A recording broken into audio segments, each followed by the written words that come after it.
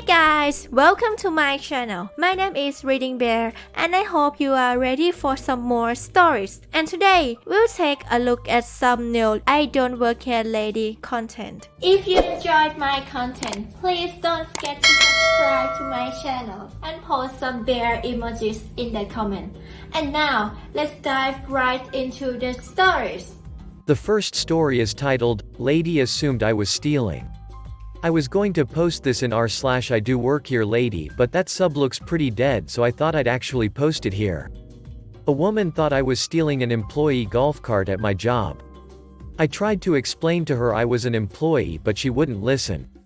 I work golf maintenance at a very fancy golf course during the summers while in college, and I did it in high school too. I was working the driving range one day and getting stuff ready, and this lady is hitting golf balls and decides to come over to me, red in the face, and say, "Excuse me young man, you aren't allowed to use that cart. Didn't your grandparents tell you?" I say to her, "Ma'am, I work here, I'm most definitely allowed to use the cart." She then looks like she is sucking a lemon and says, "Don't lie to me, I know you're staying with your grandparents for 4th of July and you stole a cart from one of those damn Mexicans who actually work here trying to be cute." I was floored. I had no idea what to say because I couldn't believe she felt the need to not only be racist towards my coworkers, friends, but also condescending towards me. I just go, "All right ma'am, I need to get back to work." She grabs my arm and says, "No, you're coming with me. I know the general manager and he will throw you out personally." I grin and say, "All right fine, then I'll come with you." We take her cart back to the clubhouse and go into the general manager's office. She goes through the whole rant saying how I stole a cart and pretended to be an employee and got very loud, and then after she finished she says, "What do you have to say for yourself?" I turn to the GM and say, "Well Dad, you see the thing is." And she interjects, "Wait, this is your son? You let your son go and steal carts from the help?" My father just says, "Ma'am, he works here, there is no problem." She got extremely embarrassed and just left. The next story is titled, Actually I'm the Instructor. But thanks for the sexism. So I'm a self-defense instructor. Last year around this time I had to teach a giant class for a health insurance company on their retreat. Fine by me, I get bank, but I needed 3 helpers as this was going to be 50 people and only an hour and a half to teach. So I rounded up my helper, my friend, and my husband. All male. I'm female FYI. I trained them for a week as best I could so they could help out. As an aside, the first half hour I teach profiling and keeping yourself safe using your brains. Well, we get there and my team is setting up while I speak to the event organizer. While my team starts pairing people up, the confused CEO comes up to them. CC. Hey, so this is really cool. I want to hype everyone for it. What does the talking portion entail? Friends shrug. Husband. Oh, it's basically profiling and keeping yourself safe using your street smarts. CC. Oh cool. Profiling. Where did you learn that? Friends trying not to laugh. Husband. Oh, I don't teach it, she does, points at me. CC looks more confused, then has a realization, oh. So she teaches profiling and you teach the hands-on martial arts stuff? I was wondering why she was here. Husband. Trying not to laugh. Why is that? CC. Oh, because she's rather big. I'm 6 inches 1 and 180 pounds, mostly muscle. I didn't think she was going to be playing the victim. Wouldn't be very realistic. I thought she was your coordinator or secretary or something. My friends shook their heads and walked off. Instead of correcting him, my hubs walked away and kept an eye on him. As class started and proceeded into the hands-on training, the look of realization and then shame had my hubs and I laughing all the way home. The next story is titled, He Waited in Line for This Ridiculous Flex. I'm an author on a book tour. I'm in a big chain bookstore, sitting at a table with a stack of my books in front of me and beside a 7-foot-tall reproduction of my book cover. I'm chatting with someone while signing their book, and there are 3 people in line behind them. It's my first book. So 3 people in line is huge for me. I'm enjoying the hell out of it and I'm working my hardest to make sure everyone is having a great time. And they mostly are. Mostly. I start to pick up an impatient vibe from the man at the end of the line. He's kind of huffy, looking around a lot, and keeps trying to make eye contact with me as I'm writing a somewhat lengthy dedication for the person at the front. The front person asks if we can take a photo together. I say of course because I am so not used to anyone wanting to take a picture with me and I'm totally an attention hog. This really sets Grumpy Man off. Really? He barks. I'm trying my best to not be mad at Grumpy Man, because he's in a line to buy my book. Maybe he's had an awful day. Maybe he's late for dinner. Maybe his parking meter ran out 5 minutes ago and he has so many parking tickets that they'll tow his car. Who knows? So I ask the other people in line if it's okay for this gentleman to jump ahead since he seems to be pressed for time, and everyone is cool with it. I motion for him to come on up. He plops a bag down on the signing table, pulls out 3 copies of Geddy Lee's Big Book of Bass, and says, "I need to return these." Oh no. I put on my best apologetic smile. "I'm so sorry for the confusion," I say, gesturing at my stack of books and the giant sign beside me. "I'm the author of this book and I'm here to sign copies of it today." "Do I look like I care? I need to return these," he shouts. "For sure, I get that," I say, "I just don't know how I can help you. I don't work here, I'm just visiting this store to sign my book." I point towards the cash desk about 20 feet away and say, "I'm sure that the awesome people who work at this store will be happy to help you. I stood in this line. I need you to help me," he snaps.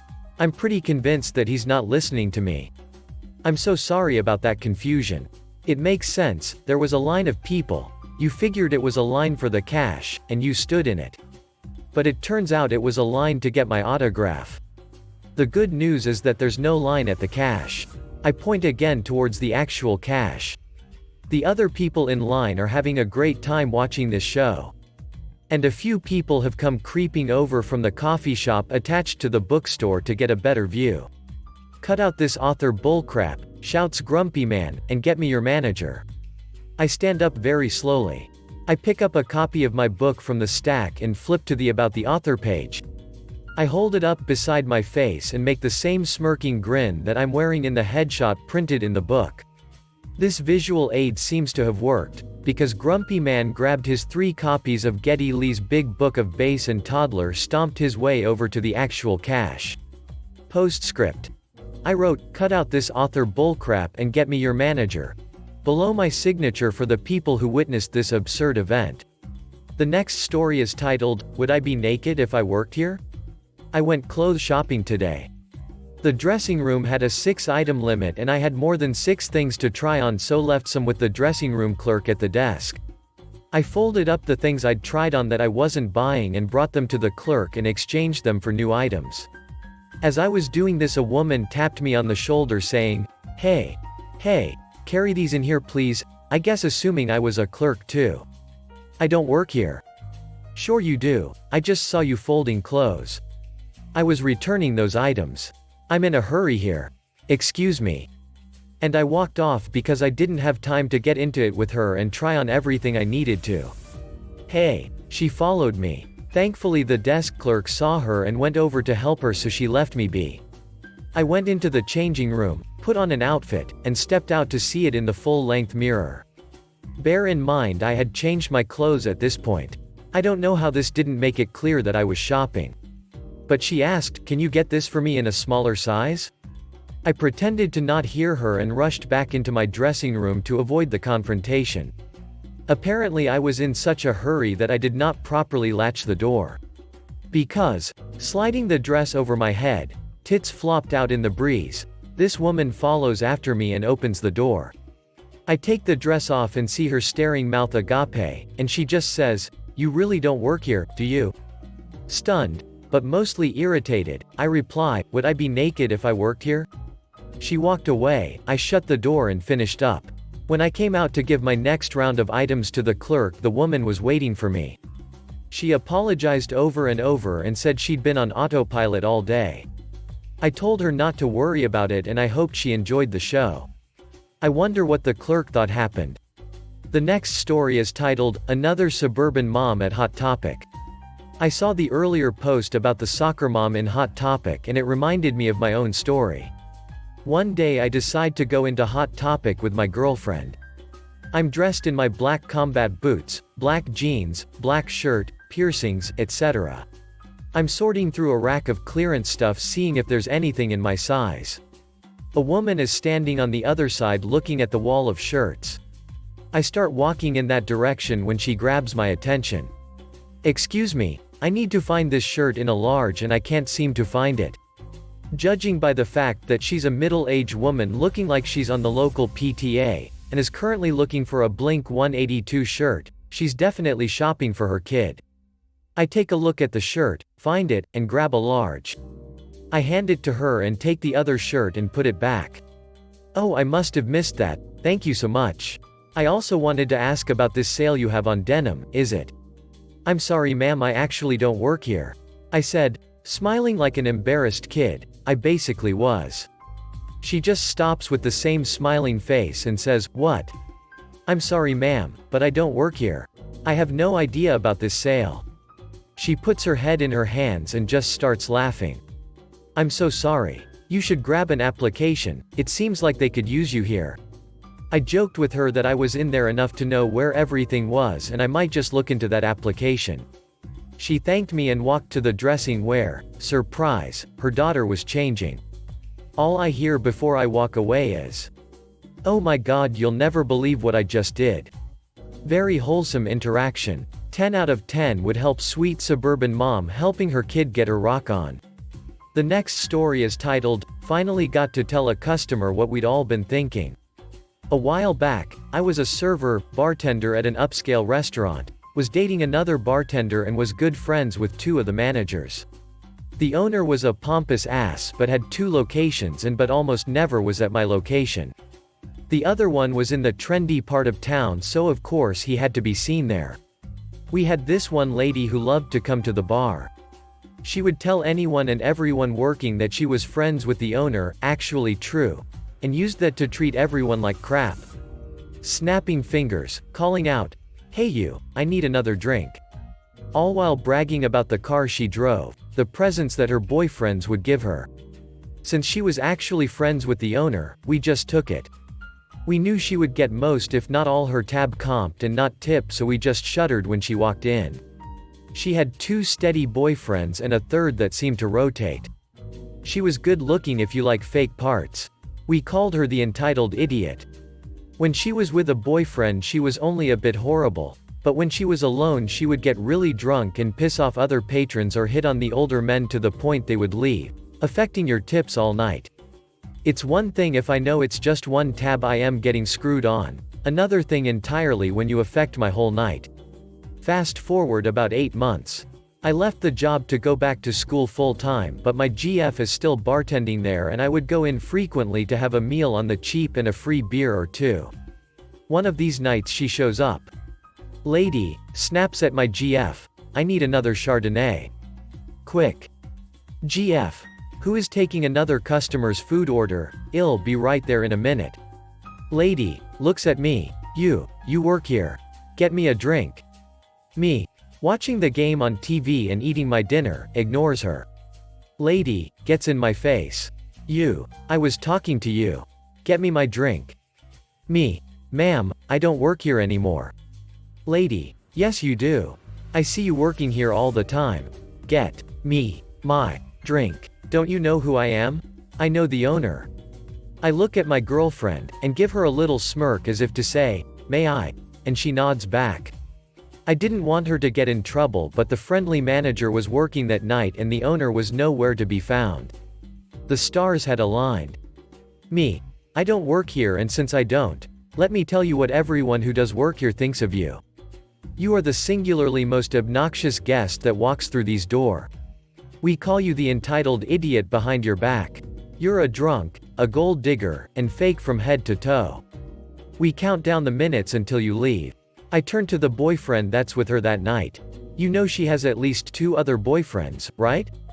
Apparently, no one has ever talked to her like this before and her jaw is on the floor. You can see the hamster wheels spinning in her tiny brain, and knowing the crap show I have started, sit back and take a long drink of my beer and prepare to get reamed out. But before she can start, her boyfriend goes, what? Apparently he did not know about the other boyfriends. So what I thought was going to be a rant-filled ass chewing coming my way turned completely 180 on her. He starts going off on her and the restaurant is dead silent listening to him ream her out. How could she be sleeping around after all he has done for her? Cars, condos, presents.